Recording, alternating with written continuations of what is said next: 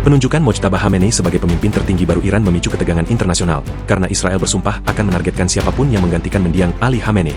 Mojtaba, yang memiliki pengaruh luas dalam lingkar kekuasaan dan dekat dengan militer elit, sudah disangsi Amerika Serikat karena dugaan peranannya dalam ambisi regional dan represi domestik.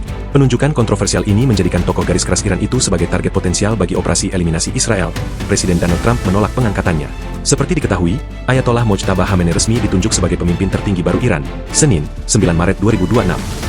Mojtaba menggantikan posisi ayahnya yang terbunuh dalam serangan Amerika Serikat Israel pada Sabtu, 28 Maret 2026, pekan lalu.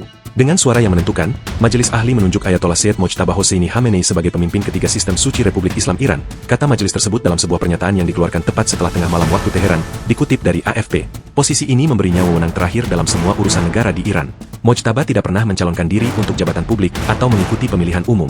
Meski begitu, selama berpuluh-puluh tahun, ia dikenal sebagai tokoh sangat berpengaruh di lingkaran dalam ayahnya. Mojtaba juga dilaporkan membina hubungan yang erat dengan Korps Garda Revolusi Iran, IRGC.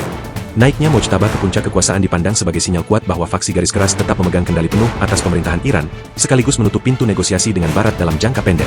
Mojtaba dikenal sangat tertutup. Ia tak pernah memberikan pidato politik, khutbah Jumat, atau kuliah umum. Sikap ini membuat banyak warga Iran bahkan belum pernah mendengar suaranya secara langsung, meskipun namanya selalu disebut sebagai tokoh yang sedang naik daun dalam rezim teokratis tersebut. Nama Mojtaba tidak lepas dari kontroversi. Selama hampir 2 dekade, para penentang dari dalam dan luar negeri mengaitkan namanya dengan penindasan brutal terhadap gerakan demonstrasi di Iran. Kubu reformis menuduhnya mencampuri pemilu dan menggunakan pasukan Basij, sayap IRGC, untuk menindak demonstran dalam gerakan hijau 2009. Gerakan itu terbentuk setelah politisi populis Mahmud Ahmadinejad terpilih kembali sebagai presiden dalam pemilihan yang kontroversial, yang kemudian diikuti oleh penindakan terhadap para pemimpin reformis dan pendukungnya. Sejak saat itu, pasukan Basij menjadi inti dari tindakan keras pemerintah terhadap berbagai gelombang protes nasional. Pasukan ini pula yang berada di baris depan saat menindak aksi protes nasional 2 bulan lalu, yang menurut laporan PBB mengakibatkan ribuan orang tewas.